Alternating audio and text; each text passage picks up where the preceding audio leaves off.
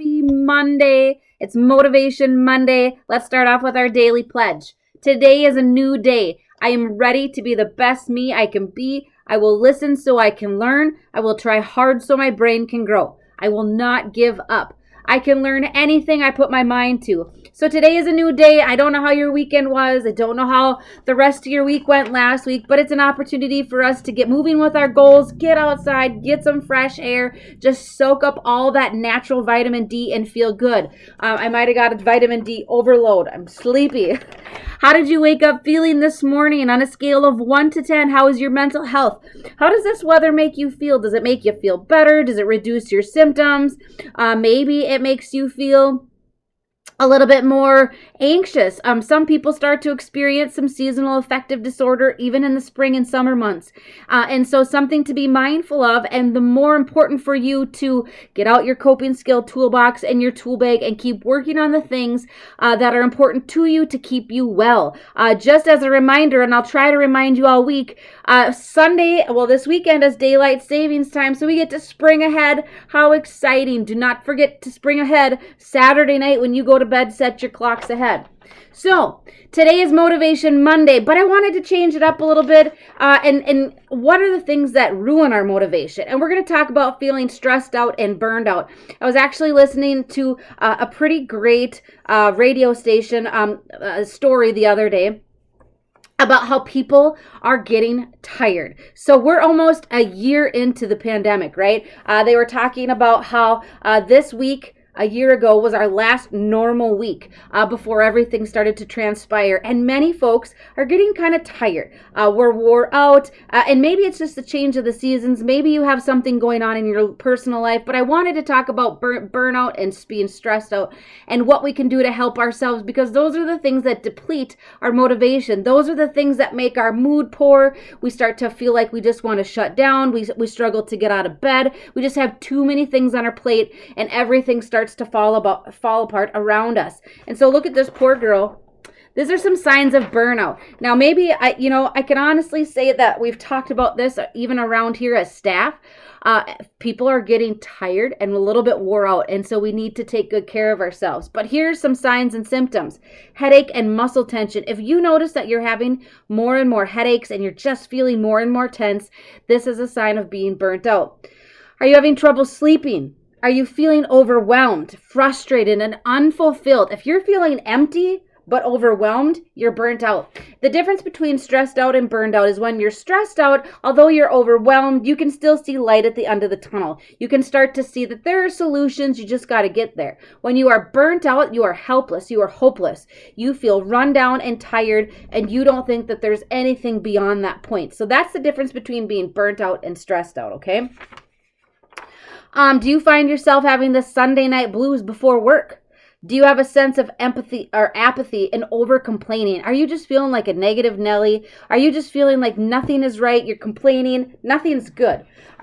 Are you feeling completely depleted, like you have nothing left to give yourself? Are you feeling irritable and losing your temper? Are you feeling more tense? Are you feeling more agitated? Are you feeling as though, like, if anybody walked past you, you're annoyed with them, you're tired of them? Any small task is frustrating.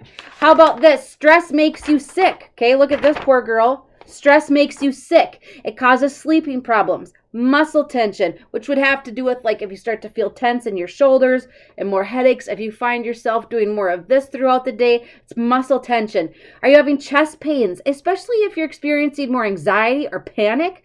An upset stomach or acid reflux, or you're feeling nauseous, lack of focus and memory problems. If you can't remember anything to save your life, this is kind of a daily problem for me. But if you are struggling with focus and memory, how about increased heart rate? Again, kind of that anxiety, adrenal fatigue. You just don't have any motivation. Clenching your jaw. If you notice, maybe even when you got up in the morning, that your mouth is sore, maybe you clenched your jaw all night. Those are signs of Stress. Okay, we're going to get to the good things. One more sign of stress, low energy. If you are scraping yourself out of bed in the morning, if you are struggling to follow through with any task, your laundry hasn't been done with for weeks, nothing's been done around your house. Now, although some of this can resemble depression, we have to take a good look at what's going on around us, okay? So this could be depression, but if you know that your plate has been full and you're overwhelmed and you're stressed out and you just have a lot of things but you can't get to it, now you know you're feeling a little bit of a burnout and too much stress, and your body is physically reacting to that, okay? Which again can kind of look like depression. Are you having stomach aches? We talked about that. Body aches, because your body is retaliating. Ultimately, when you're overwhelmed and you're stressed out, your body starts to retaliate, okay? It doesn't like that. Clenched jaw, dry mouth. I can't even read all of this because my paperwork didn't, but cold hands, that's kind of interesting. And also when you get stressed out, you're more susceptible to getting sick. We know that. When you're stressed out and burned out, your immune system is very low. It leads your body like an open door so that you can catch sicknesses. We don't want that, right? Part of stress management is balance. It kind of goes back to our wellness wheel. And what are you doing for yourself? So I just named off a bunch of different things that is a good example or something for you to look for that you're stressed out or burnt out. Now, how many of you said yes to most of those? If you said yes to most of those, we have to take a good look at how we're going to change that, because ultimately it's going to be really hard for you to manage your anxiety, manage your depression, manage your moods. You're not going to find any motivation, and things around you are going to start to crumble. So what are we going to do about that? Okay, we got your stress management. It's just like your wellness wheel. We have to have balance. What are the things on our stress management? Oh, goodness. Exercise, hobbies, meditation, yoga, nature, time management, music, therapy, and the power of saying no. Sometimes we have to be able to say no and not feel guilty about that. But we have to be able to identify, most importantly, the stress within ourselves, okay? And if you know that you have many things on your plate and you know that nothing's getting done, again, stop. We did this before. I like stop. It's just a good acronym for something to stay mindful of. So put this in your brain, okay? If you know that your body is feeling tired and sick and you are struggling right now, put up your hand and tell yourself stop. Okay? Stop stands for, the S is for, interrupt your thoughts with a command of stop and pause whatever you're doing. Sometimes we just need to shut down, okay? We need to, it's like if you turn the key off, we need to regroup. We need to reprocess, refocus. We need to reorganize what we have going in our life because it's too much. So stop. The T is take a breath. Notice your breathing for a second. Breathe in slow through the nose and expand and breathe out through the mouth, okay? Deep breathing. We need to take a step back. If you know you're overwhelmed and things are going on in your life that are too much and it's starting to pile up, we need to stop. We need to take a breath. And then O is observe. Become the observer of your thoughts and emotions, physical reactions. What thoughts do you notice? What emotions are present? How does your body feel? So it's kind of like going into some sort of like guided imagery or meditation, and we're going to stop and we're going to breathe and we're going to focus on our thoughts, and we're going to notice and recognize what we're feeling like, and then we're going to proceed from there. So after you take a step back and you slow down your breathing and you realize that you're overwhelmed, we're going to proceed, and that is the P. And what are we going to do from there, okay? We're going to do some stress relief activities, okay? So this is going back to our grounding techniques. I really like this. It lays it right out for us. When you are stressed out and overwhelmed, we have to keep ourselves grounded. We have to stay focused on the things around us that heal us.